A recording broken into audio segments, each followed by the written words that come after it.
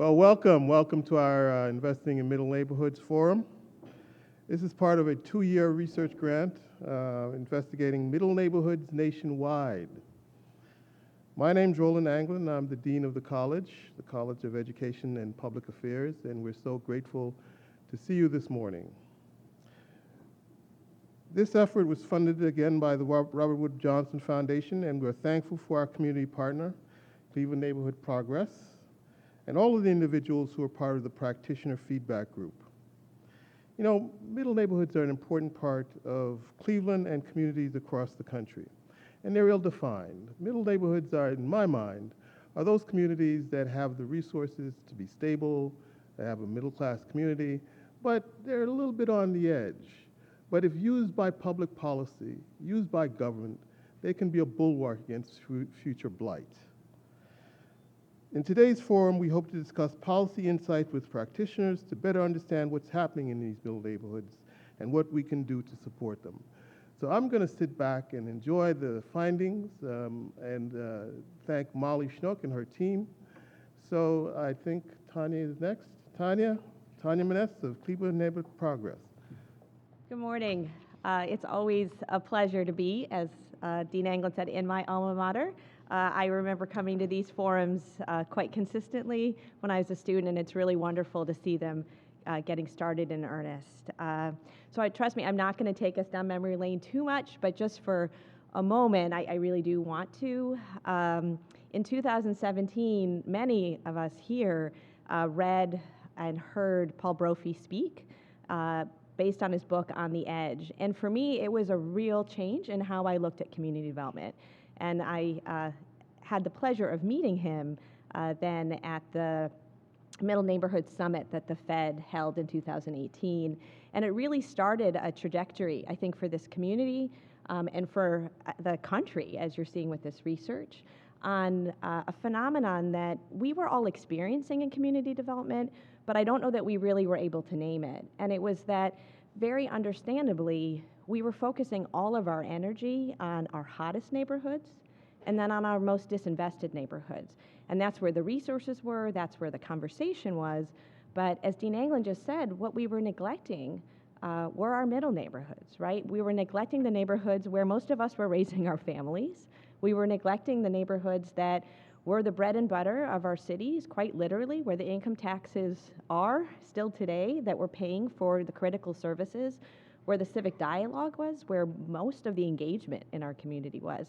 And somehow we needed to make it okay, right, to pay attention to middle neighborhoods. It wasn't that the issues that our most disinvested neighborhoods face were less important, or that it wasn't important to talk about managing growth, but somehow it's like we were apologizing before that for talking about our middle neighborhoods. And so very thankful that 2 years later, almost 3, I guess now, and a pandemic later, the conversation has really changed. And that started with the Cleveland Foundation funding a Middle Neighborhoods Fellow, Jason Powers, who you're going to hear from a little bit later this morning. And what he did for us in Cleveland is he created a neighborhood development index that really helped us see where those seam points were, right? Where, with a little bit of investment, we could really start to change the trajectory of neighborhoods. And with that ultimate goal that the private market could really start to invest in the neighborhoods again. And how critically important it was that we, again, didn't wait for those neighborhoods to, as being on the edge, go in the other direction. So this morning, we're really excited as Cleveland Neighborhood Progress. Oh, I should have started with that. I'm really bad about doing that. I should talk about who we are for a moment. So before I hand it off, I'll do that for 1 second. This is really core to our work. Our work, and Dean Anglin is on our board, so we're sharing a lot of this work together. Is to promote the equitable revitalization of neighborhoods throughout Cleveland, and we do that by strengthening the community development ecosystem. And all of you are part of that ecosystem, right? Our partners at universities, at the city, at philanthropic partners, and then first and foremost, our community development corporations in the neighborhoods who really help us understand what's happening on the ground. And so today, as we hear this research, we're really excited to look at how we can apply it to our middle neighborhoods in Cleveland. To Bel Air Puritas, Melissa Miller's here today with us from that neighborhood, Collinwood, Lee Harvard. We have so many neighborhoods that fit this bill, and we need to really better understand the interventions that are going to make the most difference. So thank you for that. And again, like Dean Anglin, I'm really looking forward to hearing what the outcome of the research. Good morning, everyone. My name is Molly Schnoke. I'm the interim director at the Center for Economic Development here at the college. And as has been said before, we began this project 2 years ago. And in initial conversations, I remember with our research group, which Jason was a part of, one of the big questions that we had at the start of this was, what are middle neighborhoods? That was a starting point for us. So Tanya was right in saying that in Cleveland we knew what they were, and we sort of knew where they were, and we had a general understanding of them, but we don't know them nationwide. What do they look like? What are their key characteristics? Where are they? And so we started with that in this approach. And I will say that we hypothesized initially that we could identify middle neighborhoods, that they would be a type of neighborhood in and of themselves. And that was a real learning curve for us in looking nationally at all, now what is it, 88,000 census tracts, Jack? It was 65,000 that we used, but about 80-some thousand in total. And today you're going to hear a lot of that initial work that went into identifying what middle neighborhoods look like across the country, where are they, and we are going to be showing you today a online mapping tool that all of this work has been culminating towards, and hopefully that this will become something that can be used by practitioners, researchers, and others across the country to understand neighborhoods in their communities. And so I would like to introduce our research assistant, Jack Yoakum, who has spent endless hours blindingly going over data that they are going to share with you today. Good morning, everyone. Let me open this up. Oh, wonderful. As Molly had mentioned, my name is Jack Yoakum. I'm a research assistant at the Center for Economic Development. I actually began in January of 2021 as a graduate assistant working on this project. So it's been a long time coming, a lot of hours for this, to be certain. So this is a bit of a project overview that I wanted to set up, help everyone kind of focus in on what we were trying to get to by the end of this, and really what this typology served as the first means to an end to.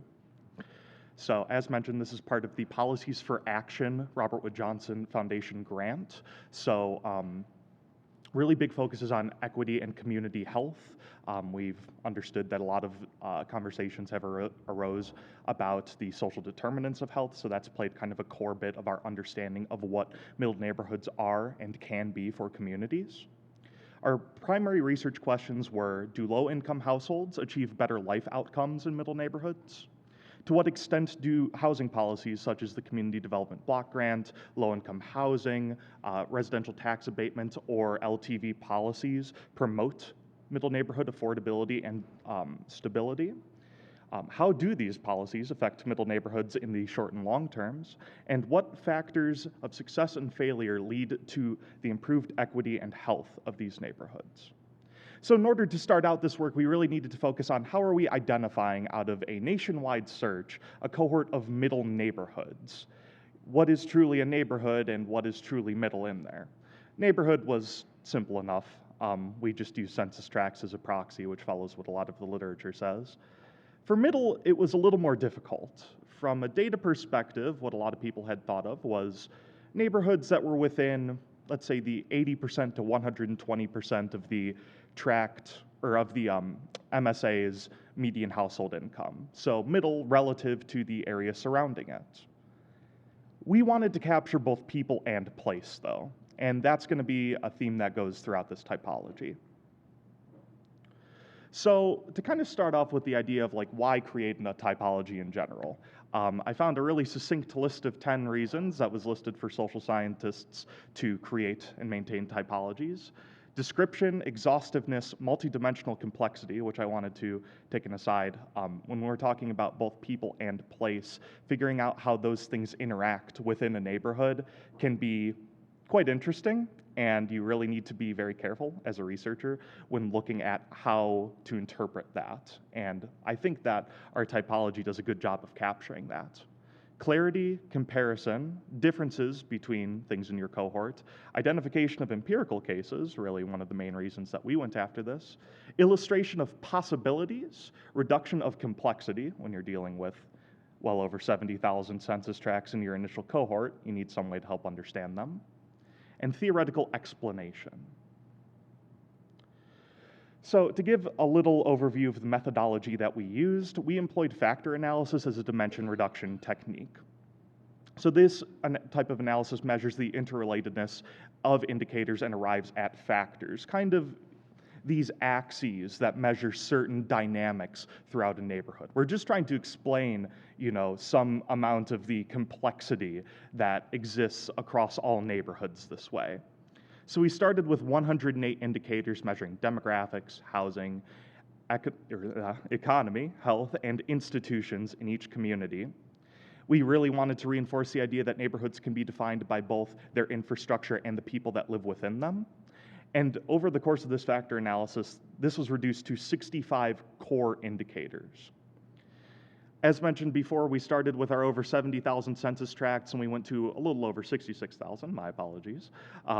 We omitted all census tracts that had less than 500 population in 2019. Over 50% of the tract was covered by a military base. This was to kind of adjust for military communities who have a bit more access to capital, a bit more, control behind them. In some ways, they could be viewed as kind of your control group community, but they weren't really of interest to us, and communities that were in rural areas.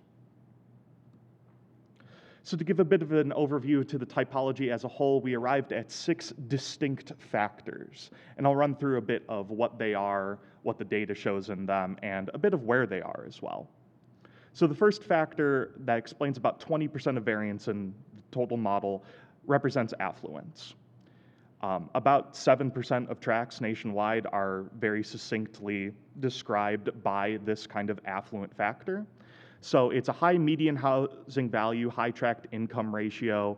It is healthier than average.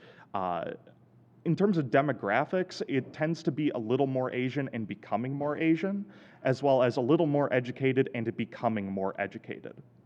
So where we see a lot of these are in your enclaves of new and old wealth, and frankly, places with high costs of living. A lot of California falls under this, places in Boston, Manhattan, and so on. Our second factor kind of measured how residential a neighborhood was. This explains about 14% of the variance in the model, and this is really where your traditional Anywhereville residential areas are. So in addition to having high home ownership rates, that is true across all ethnic groups that we captured, there's a high percentage of single unit housing. Housing tends to be more affordable relative to the incomes that families are earning in that area, and a high percentage of population aged 35 to 64. So these are kind of unlikely to be people's first escapades into home ownership. This is probably their second or third homes. They're raising children in high school, or maybe they're empty nesters afterwards. You see this, frankly, if you look at the total map of factors as we put together, it looks like it's a lot more than it is, because a lot of the exurban areas around the Midwest and so on tend to look very general residential. Our third factor was Hispanic residential. So this is the first factor that was well described by people rather than place-based factors. So this has a high percentage of Hispanic population. We used Hispanic white as kind of like the monolithic understanding of this. It also contains a high percentage of foreign-born population, which would make sense, a high poverty rate, low health insurance attainment, and high rate of deaths of despair. For those who may not be familiar, there's a few different definitions of that. We used a CDC definition that was essentially deaths related to drug or alcohol abuse, as well as suicide for men under a certain age. You see a lot of this, obviously, in our southern border cities. You'll also see small ethnic enclaves existing in a lot of Midwestern cities, and so on. Our fourth factor is also related to people, and it's the Black residential neighborhoods. So the most important part of this is the high percentage of Black population. We also see a high percentage of households led by a single mother and high unemployment. We obviously used this to kind of vet our typology very initially by looking at the place we know best, Cleveland. Where do the tracts that show up very strongly in this, where are they? And it's a lot of places on the east side. We saw a lot on the south side of Chicago as well. Starter homes is a bit of an interesting one, and it's, it was maybe our hardest one to name. So it represents about 5% of the variance in the model, and it has a high labor force participation rate. So these are primarily working communities. What's interesting about them is that we also see high first-time home buyers, so a lot of mortgages being taken out for people who are maybe just starting their families, just getting settled after college, and a high percentage of population aged 19 to 34. We also saw a higher percentage of population aged 18 and under, so people are raising children in these communities as well. So we see these in places like Lakewood, Broad Ripple, and Indianapolis. A lot of the kind of traditional, maybe first-ring suburbs of Midwestern cities show up very strongly in this. And lastly, our new residential centers. This represents about 4% of variance in the model and is our final factor that we decided to capture during this. The most important component is a high amount of recent development. We defined recent development as 1970 and after, so within the last 50 years. These places have a high amount of population, a high amount of units, a high amount of loans being taken out. So these are your sprawl communities. These are your new, as you can see, new residential centers over in Texas, Florida, and California, places where population is growing and they really want that suburban feel. There are some census tracts that we have still found that have extremely high amounts of population for what should be considered a census tract that really heavily fall into this factor. And these typologies weren't monolithic across all regions. They kind of varied, and that was also part of the vetting process. So looking at the Northeast, we see a higher concentration of affluent neighborhoods and Black residential neighborhoods, kind of the scars of segregation. Meanwhile, we see very few new residential centers and very few Hispanic residential places.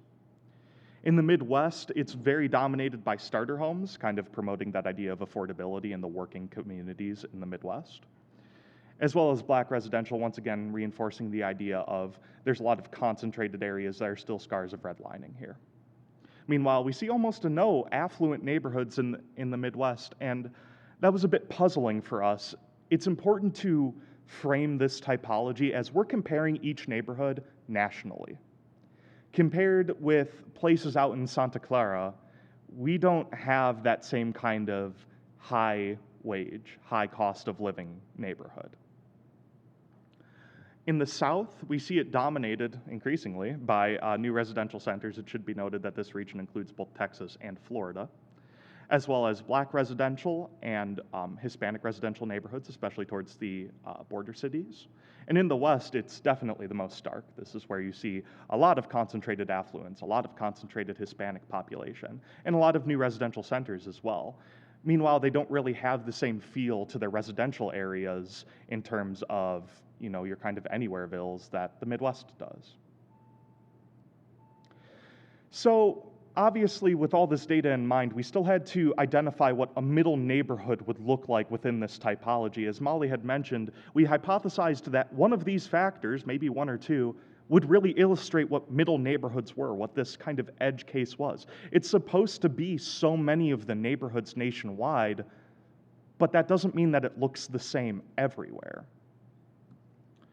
So, looking for middle in the typology, we did a bit of reverse engineering. We had spoken with folks in the middle neighborhoods community of practice, and many of them were able to supply us with some census tracts that they have really focused their middle neighborhood work in. So places in Plano, Texas, Chicago, Illinois, Des Moines, Iowa, Baltimore, Maryland, Philadelphia, and obviously Cleveland. And we looked at where do these places fall in the typology. And in order to kind of contextualize this against the rest of the United States, we performed similarity searches. This is a capability that we used very heavily. It is part of the ArcGIS kind of tool pack that we were using throughout this project. And we looked at all of the factor values, what we thought were really capturing a lot of the elements of these neighborhoods. And we said, all right, let's find the 20, 30, 40, 50 most similar places. And we met with practitioners nationwide. I mean, we met with people from many of the places that I had just listed, as well as places like Tulsa and Albuquerque and Pocatello, Idaho. You know, we really wanted to capture every region that we possibly could. We took them through these communities, both how their own communities showed up in the typology and what places are similar to them. We did Google Map street views to take them through these communities. And we said, well, if this block was in your neighborhood, maybe controlling for some local flora and fauna, does this make sense? And by and large, it did. This really helped us understand what the full scope of middle could be. Middle is something that is still contextual, though the idea that it's contained within a certain band of income isn't quite right. It's not quite what we thought. We found that middle neighborhoods tend to be a subset of 4 factors. So the general residential, factor 2, Hispanic neighborhoods, factor 3, Black residential, factor 4, and starter homes, factor 5. And even within all of these, it looks a little different. For example, in general residential, you're more likely to have a middle neighborhood that is historically strong and maybe has a lot of people aging in place. Whereas in the Hispanic and Black residential neighborhoods, it's more like those are enclaves of what the Hispanic and Black middle class have looked like in those places for so long, whether that's in places like Albuquerque in the South or in places like Chicago in the Midwest. So in doing so, we wanted to identify some candidate cities. So we wanted to look at not just these individual neighborhoods, maybe from the bird's eye view, but what's in their region? What city are they a part of? We wanted to see what their population dynamics were. Are they growing, stable, declining? Their economy, have they been kind of a growing force or stagnating? For size, are they a megacity, medium or small? Urban or suburban kind of came up very early on as we were thinking where these middle neighborhoods were. Maybe some of them were in the suburbs. Maybe they weren't in the core cities as many of them had been attributed. And what's the history of the region? Is this a pretty recent place or is it a legacy city like our own? So we chose 6 case study cities with all these factors in mind. We chose Cleveland, Ohio. That was kind of built into the grant. We decided to look at the old Brooklyn neighborhood for this. We looked at South Milwaukee, Wisconsin, which is a suburb. It's in Milwaukee's first suburbs. It is a former manufacturing hub that has become the place for many white and blue-collar workers. For Chicago, we looked at the Gresham neighborhood, which is a historic enclave of the Black middle class. We looked at Lakewood, Colorado, which is a first suburb of Denver. And we specifically looked at a business corridor there that really resembled a lot of the kind of business dynamics that we were seeing from other middle places. In Charlotte, we looked at Idlewild, which is a mixed race community that very recently, actually, outside of kind of the initial scope of this study, has really changed because of the advent of investor buyers. And in Plano, Texas, we wanted to look at places that they defined as middle as well. So I wanted to take you all through these mapping tools that we had created and give you a bit of an idea of what you'll be able to discover on your own as well. So this first one is just kind of the map that I had been using all this time on my own application. It provides a nationwide view, region by region, of what these factors are, as well as helpful small factor descriptions. And people are able to go in, let's say if they wanted to view neighborhoods over in the Pacific, see what kind of mosaic exists there. It may take a quick second to load in everything. And for each neighborhood that you see here, you'll be able to click in and find more. So you'll be able to discover more about, your specific neighborhood or a neighborhood of study. Apologies as I zoom out a little. And you'll be able to see that at least looking at the primary driving factors of all of these places, you still see these really fascinating kind of color mosaics show up, where For example, a lot of the kind of anywhereville neighborhoods that have still seen enough development to be considered here are purple. They resemble type 2, the general residential neighborhoods. Whereas by cities like Portland, you'll see little clusters of affluence. Maybe you find a few census tracts that you hadn't realized that really were focused on the Hispanic and Black populations in places where you wouldn't normally think about them. We had to separate these into many different regions. As you can imagine, this can be a bit loading intensive. For anyone listening, please open these on Chrome specifically. But you'll see that there's a lot of difference between these regions and within them as well. So this is kind of the broadest tool possible for people who really wanted to learn more about this typology and wanted to explore it nationwide. Focusing in on, or from that, we did one that was just cities. So we identified census places with populations that were 100,000 or greater, and we provided little snapshots of what they could be. Let's say that you were interested in seeing what Chicago looks like. One of the nifty little plugins here will just let you click and it zooms right over. And you're able to see, oh, that's what that looks like. Oh, that's what the neighboring places look like as well. This is a lot more manageable to open on almost anything, thankfully, because it's not capturing all of the data from every single census tract. And really, I think that a lot of people that are maybe looking at comparisons between cities, this is a very helpful tool for them.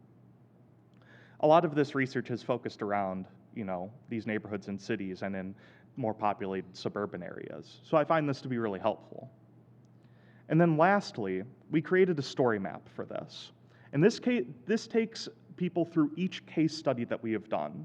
This is still a work in progress for us. We will be updating this constantly until we are completed with the project report, which will be towards the end of February. But we have content and infographics for counties, cities, and the specific case study census tracts that we chose for each of these places. So this takes people through the history, the economy, maybe some of the important institutions at each level. And then as you get more focused down, we'll be talking more about, oh, this is how this shows up in the typology, for example. Looking at Old Brooklyn, we talk a little bit about how there's 3 prominent factor types, how those factor types actually show up throughout this neighborhood, and really what that meant for us when we were choosing it. In addition, we intend to put findings on our interviews, what we have found digging deeper from these, what practitioners have talked about, and what they have recommended as helpful tools for the health of middle neighborhoods. These tools are all going to be works in progress to some degree. I understand not everyone's going to have the same experience with them. This is a learning experience for us, but I'm very excited to make this a core part of what we do at the center and a core output of what this total grant has provided.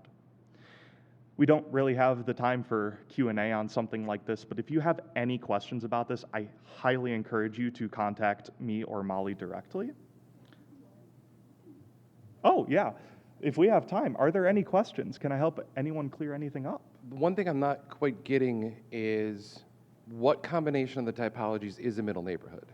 Like, is it all of them? Because I get the pieces, but I'm not seeing the whole yet. Right. I wish that there was an easier answer to that. We found that it's subsets primarily of the 4 factors that I had mentioned between the general residential starter homes and then Black and Hispanic residential neighborhoods. But you really have to look at a lot of context to discover that. Middle class can mean a lot of things, and middle income can mean a lot of things. So a big part of this is maybe looking at trajectory of some places. When looking at the south side of Chicago, I think that this is a bit of an illustrative example. It looks like a lot more depressed of an area than what we would think it would be. Because specifically, the neighborhoods we were looking at haven't been on some sharp decline. It's not like there was a sudden demographic turnover in the 1980s that suddenly led the neighborhood as a whole to decline. It had always been that enclave for decades and decades. And the idea is that these people are still middle class and it's still a middle neighborhood. It's not something that's succumbing to pressure from let's say, from the housing crisis as much as many other places that we would consider in sharp decline. So you can really look at a lot of the census tracts that are well defined by these factors and make the argument that these places are middle. And different communities, in terms of their practitioners, kind of have their own self-identified middle as well. We found that middle neighborhoods are maybe a bit more broadly defined, or in practice more broadly defined than we had initially thought. So it's something for communities to discover and something for communities to hopefully take our interpretation of. I know that that's maybe not the best answer in the world in terms of providing more clarity. I would have spent a lot less time with this data had it been a bit more clear. But that's kind of what my philosophy in determining where they are is. Two questions.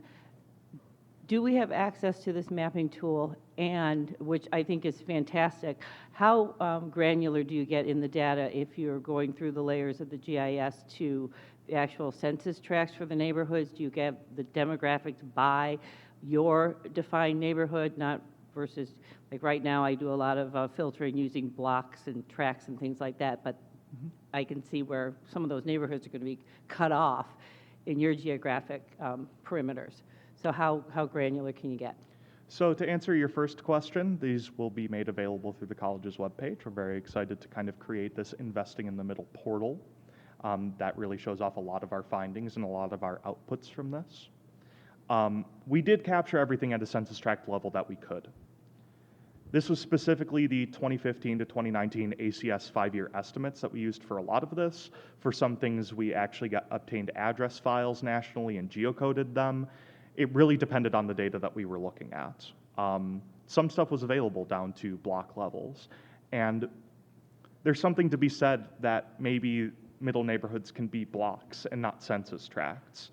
In the same way that, some of the ways that census tracts are drawn don't fully capture neighborhoods or may capture two neighborhoods.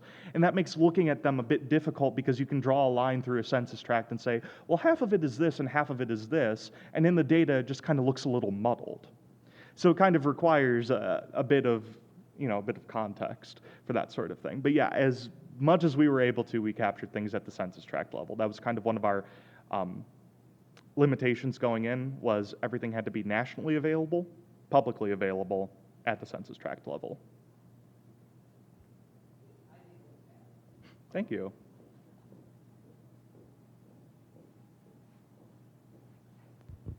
Hi, this is super interesting. I guess there's a comment first. I think what often these topology efforts are really good at is capturing the extremes or extreme changes over time. Mm-hmm. So I'm sure this was very difficult, and that the middle neighborhoods are probably the ones that have been very stable in the data and aren't kind of jumping out with extreme z-scores. So I'm sure that was like a big challenge in the research. And I think it's interesting how you went about it.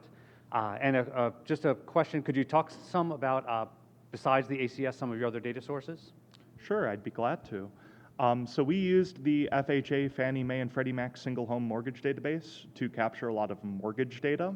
We used CDC Wonder as well as county health data to capture some of the health indicators. We used things like percentage of adults who smoke, the death of despair rate that I had mentioned, percentage of obesity, and things like that to kind of get an idea of, well, these things are going to come together somewhere, and we found it to be related to affluence.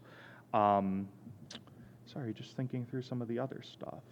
We captured place data. That was like a lot of the data that we geocoded that were on where police stations were, where fire stations were. It's a lot of the Homeland Infrastructure Foundation level data. That's all nationally available. Museums, libraries, and so on. Trying to think if there was really anything else. Those were really our primary data sources, though. We wanted to go as much with the census as we possibly could.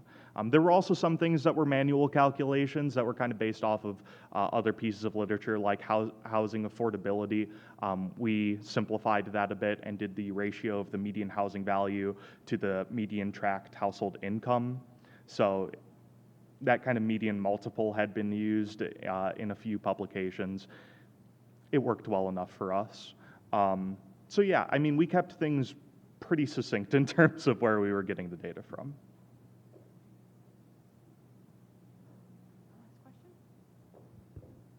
Also, maybe just as a quick comment to that idea of it's good at capturing extremes and not stuff in the middle. Yes, absolutely.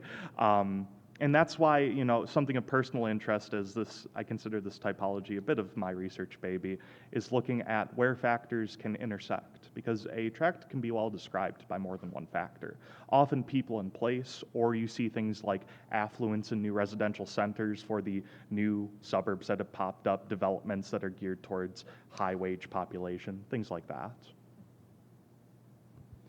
I'm just wondering how you factored in, I guess, like investment properties rather than, say, like a population actually owning the property, but, you know, like a lack of owner occupancy credit and things like that. Because I feel like that's a lot of what, you know, we see in middle neighborhoods is investors from affluent or even out of state who are buying up properties in your neighborhood. So how do you figure like that into your calculation? In all honesty, if we had national data for that, that would be a dream come true. It's something that we would be able to capture maybe at some local areas and something that we've been factoring in as we've done our case studies, but that's not something that we had been able to capture for the typology itself. Were that data to exist, it would be very interesting to look how it's impacted different neighborhoods of different types, I think. In addition, I don't personally know the full history of investor buyers. I do know the proliferation of them around COVID time. All this data was captured from about 2019, so right before COVID, and also using ACS data, which, you know, took the last 5 years of averages. Really, the strongest thing that we found was the relationship with home ownership to factor 2, which I guess would be, you know, people owning and living in their own properties. And in that case, you'd be able to pretty confidently say, well, probably not a huge density of investor buyers. Also, things like presence of HOAs would be something that could potentially fight against that, but that's also not the same, going to be the same across every single city. So unfortunately, that's not something that's in our data as much as I wish that it was. Alrighty. Well, I believe that nod was for me to wrap up. Thank you folks very, very much. So now we're going to hear from some of our middle neighborhood practitioners and guests here today. First, we're going to hear from Jason Powers. So Jason was integral in our efforts in securing this grant and in understanding middle neighborhoods. I can't thank him enough for the effort he put in and his thinking and contribution towards all of this. So as Tanya had said earlier, he was the Middle Neighborhood Fellow initially with the city and is now the Senior Vice President of CDC Advancement and Resilience for CMP. But he'll always be my middle neighborhood guy. So Jason's going to talk to you about Cleveland's middle neighborhood today and the efforts across the city to identify our assets in the middle neighborhoods. But I would also like to say that Jason was a significant contributor to our typology and to understanding middle neighborhoods and the data, and came over to the college kind of right in the middle of the pandemic in 2001 and sat with us in conference rooms and looked over data, and we tested the typology and bounced ideas off of him. And so a lot of the credit to where we are today goes to the thinking of Jason and the folks in our practitioner group, and we would like to very much thank them for that, because I think that typology is a really useful tool that we hope to engage practitioners from across the country in. So Jason, if you want to come up and share your experience with Cleveland. Good morning, everyone. Good morning. Okay. So a couple of the questions that came up earlier to Jack really are going to be answered by my presentation, which is that when you get smaller, when you're focusing on single regions, is really where you're able to get better data, much more close to the street. You mentioned that maybe communities are within census tracts. I often joke that, or I think I comment that, to me, a community is basically how far you walk your dog. It really is your area, right, within a place. One of my favorite statistics I learned early on, we did a lot of work with Baltimore, was that a city of about 600,000 people, and they have 277 SPAs, 277 neighborhoods that they consider places. In Cleveland, we're about 34 and about 390,000 people. So you can tell that right off the bat, when you're talking about policies, when you're saying middle neighborhoods in Baltimore, you're talking about little areas, places that really are yours. And wherever you live, I'm sure you know that within the suburb or the city neighborhood that you're in, or even downtown, you've got different sections. So we were able to go much more deep because we were able to do parcel level data in our work. So to start, and Dean Anglin used a very similar definition, so we're all very, very much using the same book. We had to define what a middle neighborhood was. And so it is a qualitative thing, it is a feel in many ways. And so one of the things that we wanted to look at was places where improvement strategies remain realistic. And the reason why we use that instead of necessarily a metric is because at the end of the day, we have limited resources as a society. In Cleveland, we only have so many dollars we can dedicate. And with political challenges, right, when you're talking about carving up budgets, it's even harder.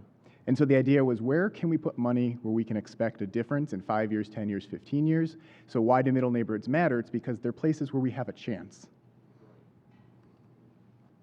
So doing a little bit of our own literature review, we looked for some of the hallmarks of what makes a middle neighborhood a particular place. So vacancy rates have to be limited to such a number where the market hasn't turned. Property conditions have to be relatively stable. So we're talking about places, they're almost like echoes of their former selves, but they've remained for various reasons. Some are social, some are economic. Sometimes you've got good housing structures because they were originally built to be, 2,000 square foot brick homes instead of 1,200 square foot wood frame homes.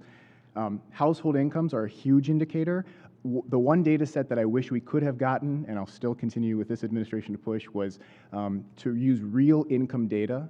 And so we were using census data, ACS data for income levels, even though we could get much better data from NST locally for housing information. But to be able to pull from the Division of Taxation and actually pull what those census tracts, because incomes at the end of the day are most related to home values. People with incomes are able to bid on properties, invest in properties, and stabilize values. So it's a very important component. And then owner-occupant levels, all of these seem to be pretty heavily correlated anyway. So these are the sort of the hallmarks we identified within Cleveland middle markets.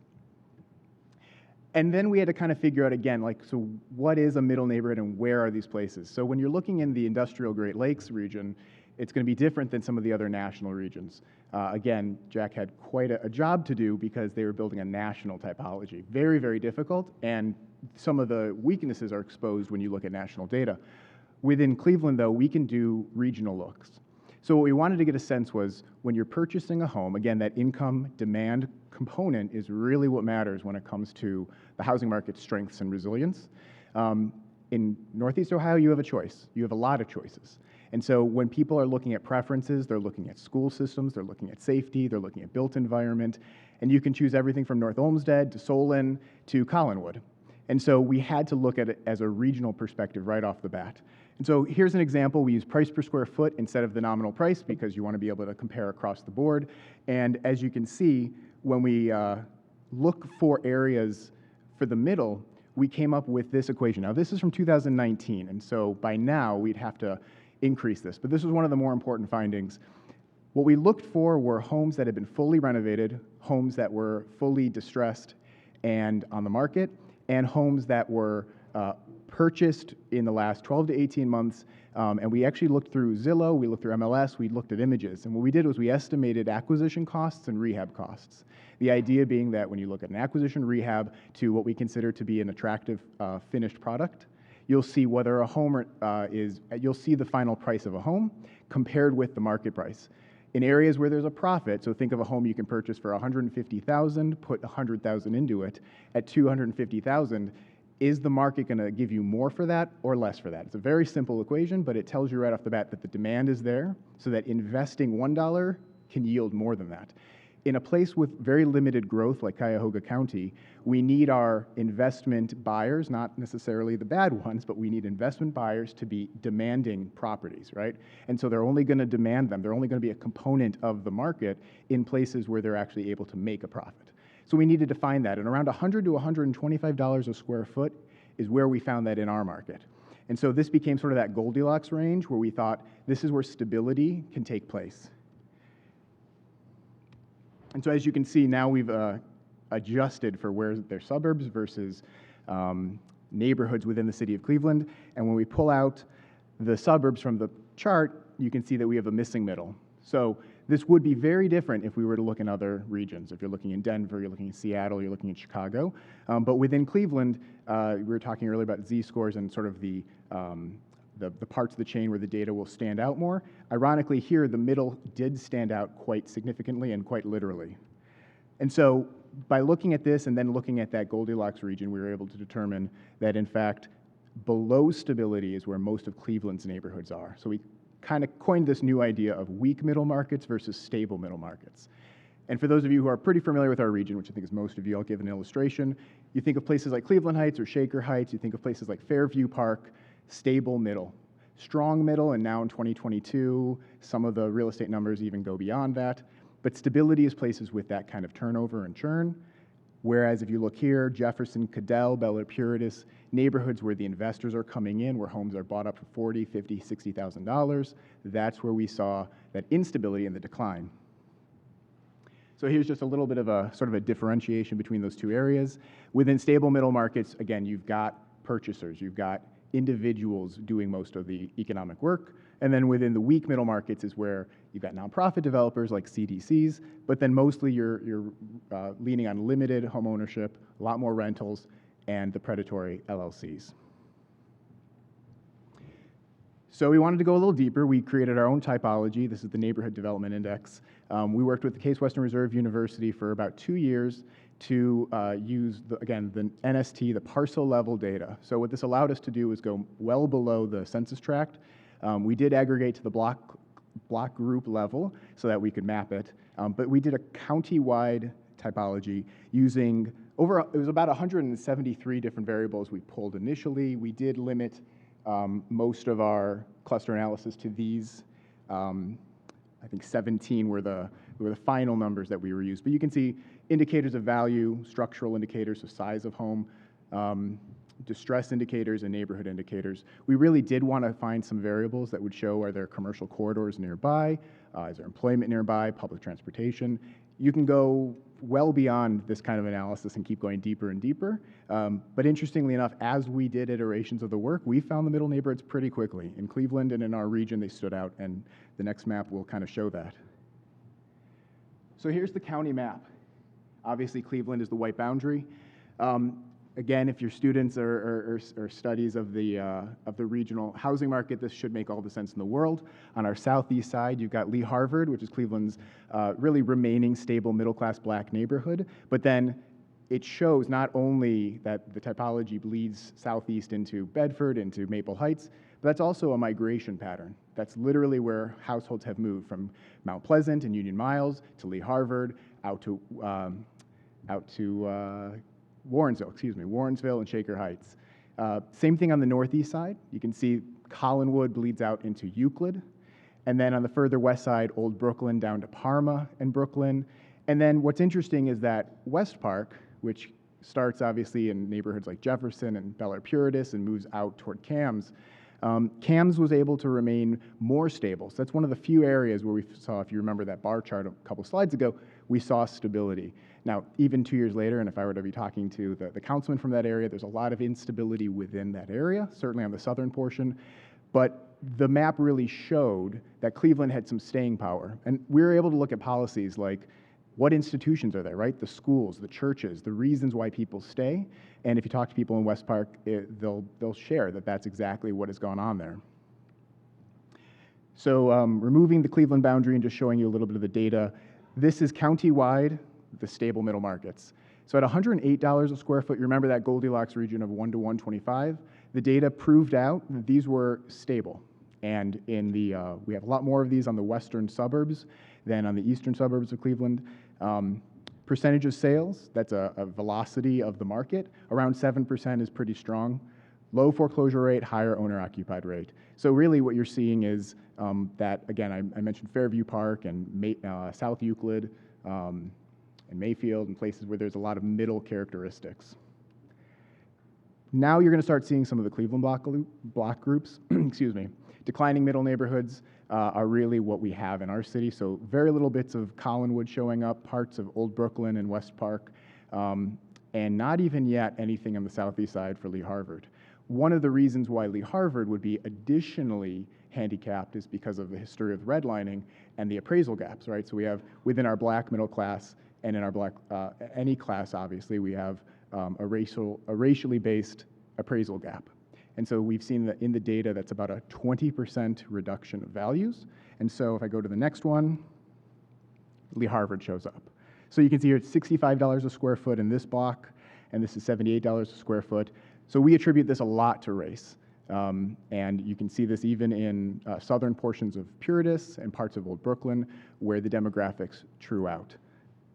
So regionally, this is what the boundaries of Cleveland look like and where the middle neighborhoods exist. The demographics listed here are just to show that it really does sort of in all classes, there are examples of places where you can work. Incomes are on the lower end, but still relatively stable compared to many parts of Cleveland.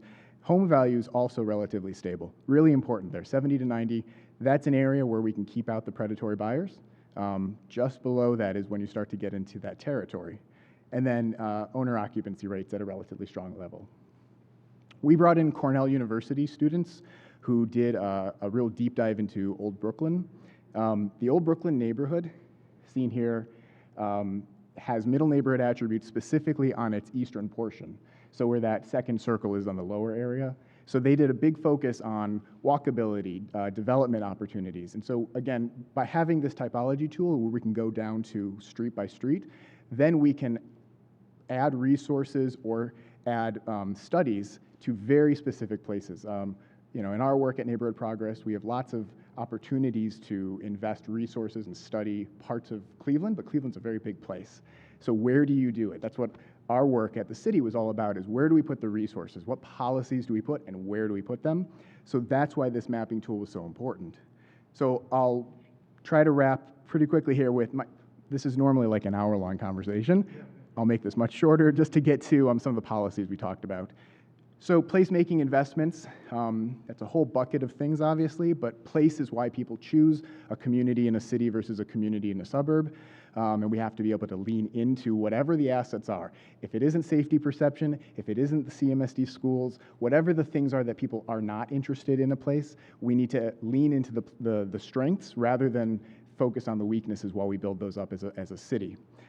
Acquisition rehab loans. So this was a tool that we found in Baltimore and we brought to Cleveland, and CHN is going to be launching this winter. This is a 125% loan to value loan. So someone can purchase a home in a middle neighborhood and then they're accessing 25% more than the value of the loan, the value of the underlying home, so they can immediately put the kitchen in, the garage on, the rooftop on. We need to see more dollars invested into communities, and the number one investor in a community are the households. It's not the government and it's not the private market, it's the individual who buys a home and puts their money into it. Construction gap subsidy, which I've got a quick slide on, and it's my favorite of the policy tools. And then aligning our HUD programs, right? We've got a lot of CDBG money that comes to the city. A lot of them are useful in these middle markets as well, so we should think about ways to focus them. So the gap financing tool, which is active at the City of Cleveland, and I think it's the most important tool we have, we should deeply fund it. If you look at this, basically what it allows is, if you imagine selling a home at $135,000, which is around a middle market average home, the acquisition price determines whether or not the property can be sold at a profit. And if I said earlier, profit is what matters to bring people in. Whether you're buying a home and you're going to live in it for 5 years and you're just thinking about the value proposition of owning a home in a certain neighborhood, or you're someone who's going to buy a home, invest in it, and then sell it. So in areas where an acquisition is very cheap, $10,000, and you think about the land bank properties 10 years ago when we were able to get lots and lots of them. If you look at maps of the near west side, you'll see land bank properties that were purchased in the early 2010s all over. Very low acquisition price means you can put a lot of money into it. The problem is the cost of a new kitchen is virtually the same whether you bought the home for $10,000 or $200,000. And so that rehab is $80,000 in both examples, but there's a gap where the acquisition price was higher. This matters because middle markets have higher acquisition prices. So the gap financing program basically allows the developer to take extra money out. It's public dollars, it's a grant, and allows them to get access to properties, invest in them, put them on the market, make their profit that they would make anyway, and then the subsidy covers the extra cost. Storefront renovation program is one of the best commercial programs that I've seen in our region. It allows storefronts to be renovated back to their historic style, signage to be put on. It's CDBG funded, and the recommendation that we made was simply to deepen the funding, deepen the grant opportunities, find other lenders who can find access to capital and make it easier for borrowers to start using the program because there's cash up front. This is an example on Broadview Road of a former convenience store in the upper picture, and then how an entrepreneur turned it into a coffee shop that's obviously a nice coffee shop, but also a huge community asset. So driving down the road, which one do you want to see? Tree canopy restoration, right? These are efforts that were typically reactive. Someone calls and says they want one or complains or not to the council person. I myself complained to a council person for a tree, so I understand it's real. But the reality is we need to pick where we're going to be planting these places as a city with a strategy. Now, there's a lot of conversations going, but the Western Reserve Land Conservancy did a canopy analysis. That's where the GIS data you're looking at came from. Those brown dots are literally where we could be planting additional foliage. So when we talk about leaf pickup, I just wanted to take a quick moment. Leaf pickup, obviously a big thing a couple weeks ago. If you look at the map of where the leaf pickup is taking place, this is not the intention, this was not how it was designed, but it actually reflects a lot of the middle neighborhoods. And I was just thinking to myself that one of the things I learned back in 2019 and 2020 early on was that the hardest thing to do, the bravest thing to do is to take public policies and make them for specific places in a city. You want to make everything citywide, but you can't. If you're going to be trying to attract someone to stay in Cleveland and not move to Fairview Park or not move to Shaker Heights, then you do need to provide them services that will compete with those places. And so it's not out of the realm of reality for our politicians and public officials to think about where do we invest these dollars. So if you're going to put 100 new trees on a couple of streets, if we put them in some areas, we know that we're going to stabilize those areas with just trees. You can't stabilize other parts of our city with just trees. So they have to think about it from that particular lens. And I think this mapping shows that. And that's, I guess, one of the last things I'll talk about is you have to layer these investments. So up here we have part of Jefferson, which is a northern part of West Park, Bel Air Puritas, doing model blocks and then looking at where new construction opportunities can happen because of land bank lots, and then offering rehab subsidies. If you concentrate those, then you can see turnover. Again, just like the trees, you need to make sure that you're doing this block by block. That's the size of a neighborhood, that's where the impact can be most felt, and that's where you can start to create home values that come up, and then the areas around it will increase with it. For my last slide, this is the red line between the literal, the RTA red line, between West Park Cams and Bel Air Puritas Jefferson. These are MLS layers. So the blue were what we consider sort of middle, and the green were sort of upper middle, really stable middle. As you can see, on the northern part of Cams, we know there's bigger homes. It makes a lot of sense. But even in the southern portion, there's a lot more. There's a perception, right, of people make between the certain blocks. You can overcome that with neighborhood marketing, with events, and with doing various things with realtors, like home tours, and showing people what areas really, really provide. Because in reality, these are blocks apart. They're on the same bus lines, same traffic to work in the morning, same distance to Detroit Shoreway or Lakewood or wherever you're going. And basically, it's a bargain on one side of the tracks. So, oh, I did have one more slide. Sorry. This is the CHN tool. We got to plug this. It's very exciting, though. City of Cleveland dedicated $1 million to a loan loss reserve. Loan loss reserves are what allow banks to basically extend what they would normally lend.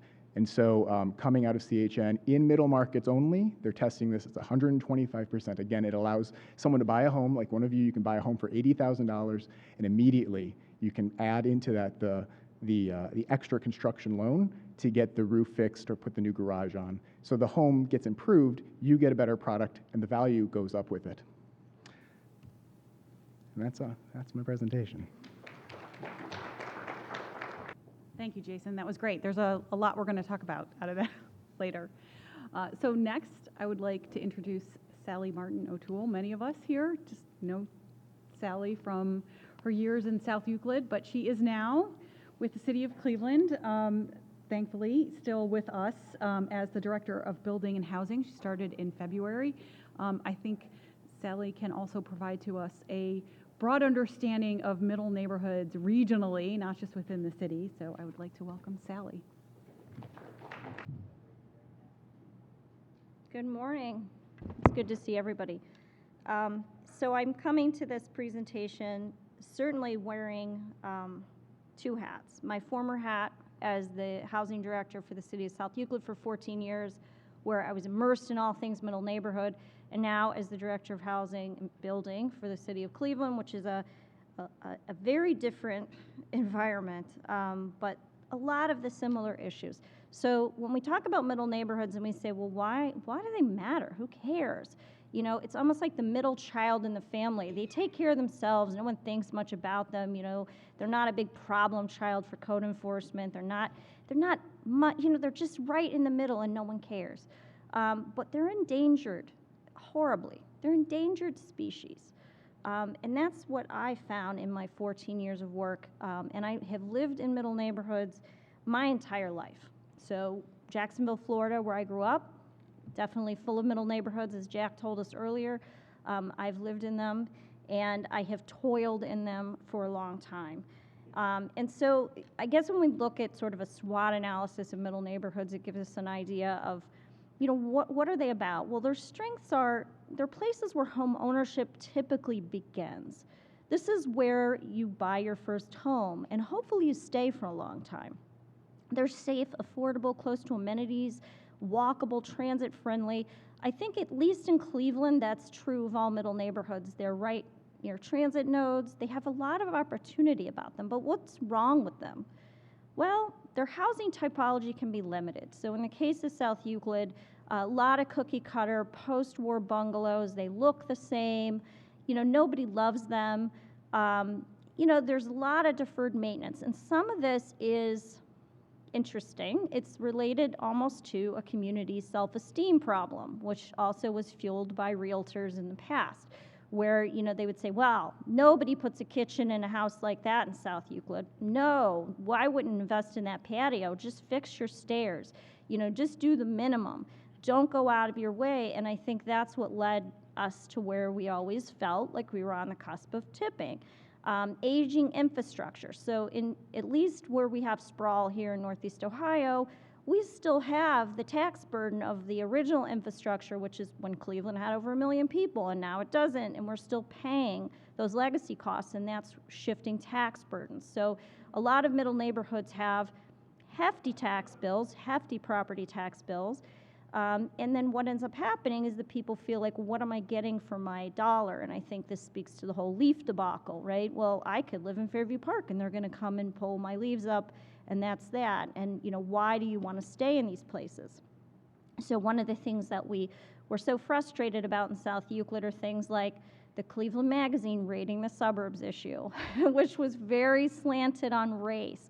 So if we were to look at, you know, how Cleveland ranked the suburbs in this magazine, you know, every year it was Solon, and it was all of these really white places. And middle neighborhoods are typically very racially diverse, and they're very fragile, because at any given time that could tip, and at any given time that could lead to them no longer being middle neighborhoods or becoming weak middle neighborhoods, which I believe is where we found South Euclid to be during the foreclosure crisis, when about 30% of our housing stock had a foreclosure filing, which is amazing. It's just crazy. So South Euclid is the place where, you know, it used to be, at least back in the turn of the middle century, you know, two parents in a household. The children were raised and they grew up, they went to college, and then they left the middle neighborhood and went to the exurbs. And, we raised everybody to move to the exurbs, and that's what it's like. So we were preyed on during the foreclosure crisis by investors who would come in and see the deals. So our rents never went down. And when I speak of South Euclid, it's because of what I know best so far, but I think this would apply to all of the middle neighborhoods in greater Cleveland area. But, $1,200 a month, that never changed. In fact, now it's gone up. But if you could buy the house for $30,000, if you could buy the house for $50,000, they're getting their cap rate, which is what all the investors talk about. Wow, I can still make $1,200 a month, and I just have to put paint and carpet in this house. So it was rough. The We Buy Houses for Cash people, still going strong. Opportunities in middle neighborhoods abound. So increasing sale prices is giving us greater equity in these houses and more ability to make improvements, and hopefully that's what's going on. Affordable homeownership is still possible. Repopulating these neighborhoods with new homeowners can lead to increased community vitality, 100%, absolutely. But these neighborhoods are very vulnerable to losing their homeownership. So a lot of single-family homes are becoming rentals. And so that's what we saw. So for instance, in South Euclid, we always ran about 80% homeownership. It's down to 70%. Predatory investors in many cases, and some okay investors, but a lot of really awful investors swooped in, bought everything, turning into rentals. You have a transient population, and then you start to lose the confidence of your owner-occupants. They start to see the change. So the threats, of course, these cash investors continue to pounce on every available parcel. They cannot get enough. So we had a lot of out-of-the-country investors who would come in, and this is true in Cleveland as well. They come in and they want to buy for cash. So it's crowding out homeownership. So if you're an FHA buyer, do you have a chance to get one of these houses? No, you really don't. And so you need to be a cash buyer to compete. Infrastructure declines and reduction in city services leads to decreased confidence in the neighborhood. So your business strip that you can walk to when you live in a middle neighborhood depends a lot on many factors, and some of it is lack of subsidy. We're not bringing in quality businesses, so we may be helping small businesses start, but the attitude of the people that live there is only as good as what they're looking at when they go take a walk. Oh, that business came in, this place is on the decline, I better think about selling my house. And so right now, that is a threat with rising values. People actually can sell. Increasing property tax burdens can provoke flight. Well, why don't I move to a township that's 25 minutes away? My tax burden goes way down. I don't need to deal with this anymore. And then, of course, as we talked about with the rental properties. So this is interesting because when I was pulling this slide deck together, I found a slide that I had created in 2018. That's not that long ago. And I was at a land bank conference, and we were talking about the key challenges in entering suburbs. Bottom-feeding flippers and speculators. Still true today. It's still happening today. The prices are much higher. Prices have dramatically increased. We were running in South Euclid about $66 a square foot during the foreclosure crisis. Now we're up about $125, depending on the house. An increase in vacant homes and new rental units that exceed the capacity of code enforcement. I would say rental units are still the issue. There's less vacancy now in these communities, but rental properties demand an incredible effort of code enforcement. In fact, we were just talking about the Shaker Square area earlier this morning, and it is a heavy, heavy lift for code enforcement. Bank walkaways were a thing in 2018, and look at us today.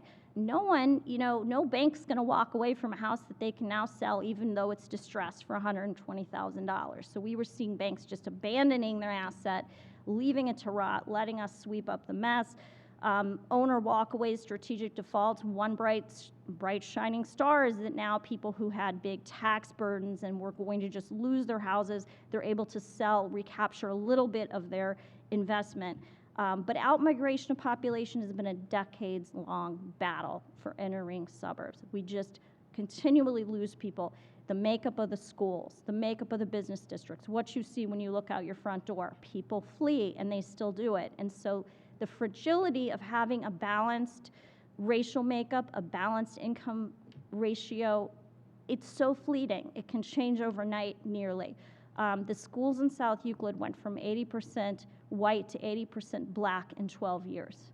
It was just dramatic and crazy. It's like, why can't we just keep something perfect where we have a great balance of incomes and races, and just, it's utopian notion, I suppose, but people tend to want to self-segregate, which has been one of the more distressing aspects of my job over the years. But high amounts of property tax delinquency is still an issue for a lot of us. There is some good news with ARPA and all of the ESG money that came down. We've been able to help people with property tax delinquent balances, but there's still about 32,000 households in Cuyahoga County that can't pay their property taxes and are in danger of losing their homes. So the older housing stock, which we all know 90% of our housing stock is very old, it's getting to be almost a century old, we all know we need money for home repair. So one of the bright spots, at least here with ARPA, is that the Bibb administration is pushing out hopefully over $50 million of aid to homeowners for home repair, for GAP for projects, just like Jason spoke about, and also to help small developers be able to be competitive with acquisition rehab in those neighborhoods. So redlining, still an issue in Cleveland, not so much in some of the stronger middle neighborhoods, but in the weaker ones, yes, very hard to get a loan. So what are the solutions? Well, I come at this from a code enforcement perspective, so of course that's the thing I'm going to think about. But proactive and diligent code enforcement in these neighborhoods is critical, and it looks different than it does in some other areas of the city. So we have to target a code enforcement approach to those neighborhoods, which, you know, a lot of places don't do. But the truth is, if you leave your trash cans out all week, it has a different ramification in a middle neighborhood than it does in some other areas of the city. But I think mostly what it takes, and this is where the CDCs come in, is community organizing. These neighborhoods need a brand. They need to be continually reminded of their worth. They need to have events occurring in the neighborhood. You have to get the realtors in those neighborhoods to get to know what attributes, and I look at Jeff Kipp because he's been doing this for years and he's still doing it. You have to sell these neighborhoods harder, that they don't sell themselves. The private market doesn't necessarily ever want to do the right thing in them, and we have to push it. So what we're seeing, especially in the inner ring suburbs of Cleveland, is CDCs emerging, which has never ever happened before. So, you know, Lakewood Alive, Future Heights, One South Euclid. The goal there is to push the trajectory of these neighborhoods. So, for instance, in South Euclid, we were able to take properties from delinquent tax. So they would go through the state forfeiture process, and we would reperform those, renovate those, sell them to owner-occupant buyers to rebuild comps, to rebuild home ownership in those neighborhoods. We're going to try to do that in Cleveland also. So we've been meeting for months now on state forfeiture with our local CDCs. What can we do to drive the results of these properties and to really create better neighborhood outcomes than letting the private market pick them up at $100 at the auction? So thoughtful development and good planning is key also, because one of our big concerns is losing affordability in some of these stronger middle neighborhoods, and I think we're all seeing that. Cam's Corners, we were just having a sidebar conversation about that. It's very easy to lose the affordability. We don't want to do that. We want these to be stable neighborhoods for first-time home buyers and people to stay. So creating a unique selling proposition, we excelled at this in South Euclid. We created brands around our neighborhoods. We created the Green Neighborhoods Initiative, and unfortunately, that's the type of heavy lift that it takes. So that's my spiel, and I appreciate your listening. I'm looking forward to the dialogue up here soon. Thank you. Thank you, Sally.